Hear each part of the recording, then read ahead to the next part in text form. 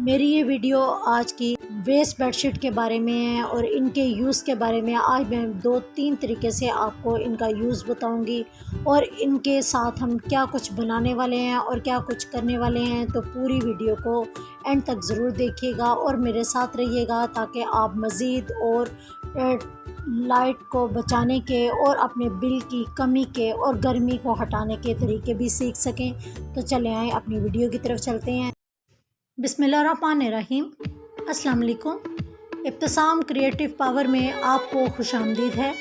Welcome to my channel. हमेशा खुश रहें, आबाद रहें।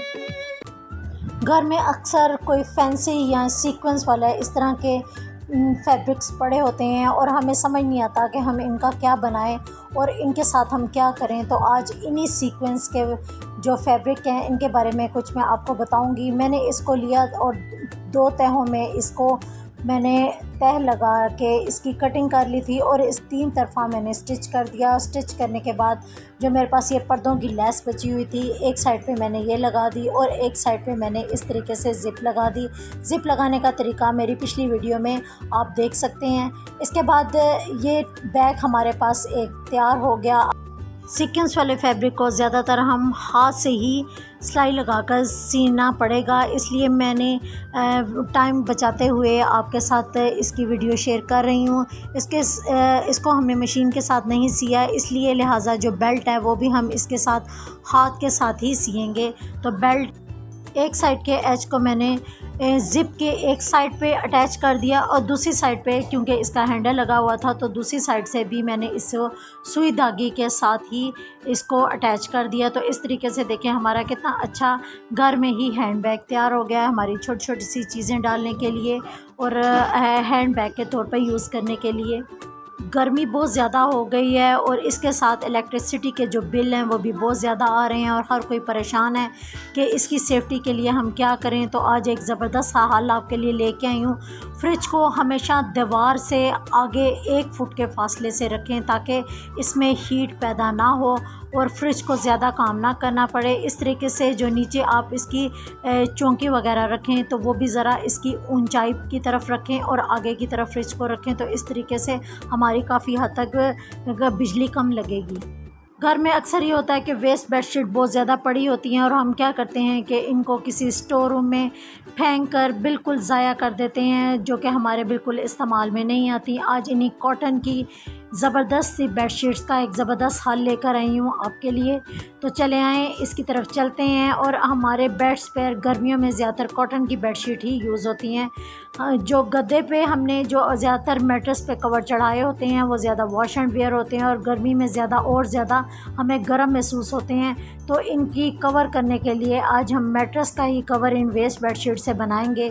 तो मैंने अपने गद्दे की जो लंबाई थी वो 6 इंच है, तो 6 इंच का मैंने 1 इंच बढ़ाकर 7 इंच इसकी लंबाई का एक रुख लिया है और दूसरी रुख पे भी इसको 7 इंच लंबाई का इस तरीके से एक स्क्वायर शेप का मैं कट लगाकर इसका एक स्क्वायर पार्ट निकाल लूँगी कॉर्नर से। इस तरीके से देखें मैंने 1 इंच को बढ़ाते हुए पहले इसको निशान लगा के एक साइड से काटा और फिर दूसरी साइड से भी मैं 7 इंच का मार्क करने के बाद इसको भी सीज़र की मदद से 7 इंच का कट लगा दूंगी और इस तरीके से हमारा ये आराम से एक स्क्वायर 7 बाय 7 इंच का निकल आएगा और इसी स्क्वायर के माप से ही हम बाकी के कॉर्नर्स भी इसके काट लेंगे। ये काफ़ी इजी तरीका है। अगर आपकी मेजरमेंट ठीक है तो आपकी बिल्कुल फिटेड एक शीट बन जाएगी और गद्दे का कवर भी आप इस तरीके से बना सकते हैं और चाहे तो आप इससे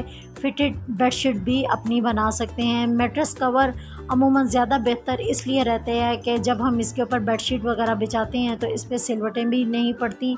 चाहे बच्चे जितने मर्ज़ी इसके ऊपर उछलें कूदें तो ये बेडशीट अपनी जगह से मूव भी नहीं होती। इसी तरीके से अगर हम मैट्रेस का कवर भी बनाते हैं तो हमारे मैट्रेस का कवर धोने में भी आसानी हो जाती है और इसको उतारने में भी आसानी हो जाती है। इसी तरीके से बेडशीट की दूसरी साइड पे जो मेरा एक्स्ट्रा कपड़ा था उसको भी मैं वेस्ट नहीं करूँगी। उसको हम किस काम में लाएंगे तो वो भी मैं आपके साथ शेयर करती हूँ।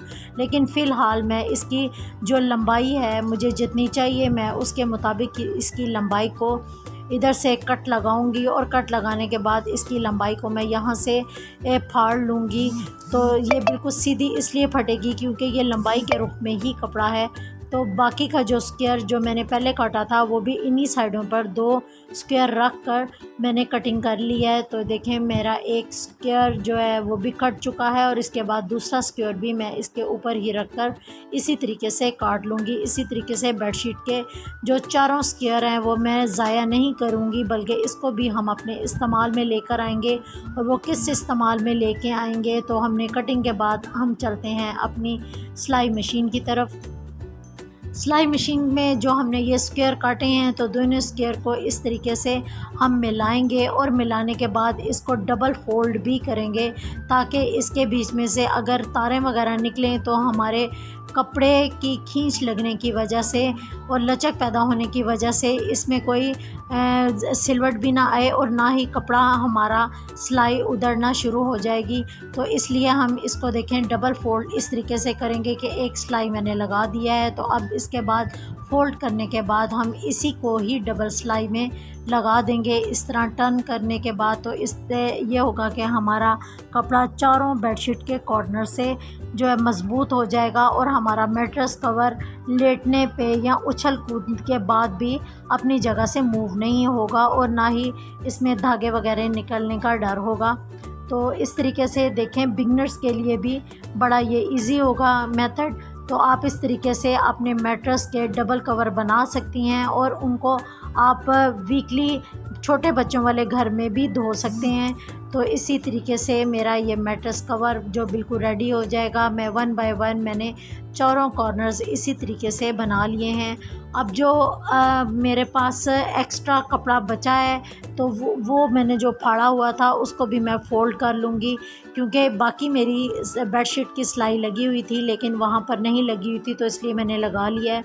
अब ये जो चारों कॉर्नर्स है उनको भी मैंने उल्टा करने के बाद डबल फोल्ड में कर लिया है, लेकिन थोड़ा सा हिस्सा मैं सिलाई नहीं करूँगी अपने इसको कपड़े को सीधा करने के लिए। तो सीज़र का हम इस्तेमाल करेंगे इसको मोड़ने के लिए। तो मोड़ने के बाद सीज़र से ही इसके कॉर्नर को हम एक साइड से भी सीधा कर लेंगे और दूसरे कॉर्नर्स को भी हम इस तरीके से सीधा कर लेंगे। तो हमारे पास ये कुछ समोसा टाइप की शेप आ चुकी है। तो अब हम इन शेप्स को अपने मैट्रेस पर कैसे यूज़ करेंगे तो वो आप बड़े गौर से देखिएगा।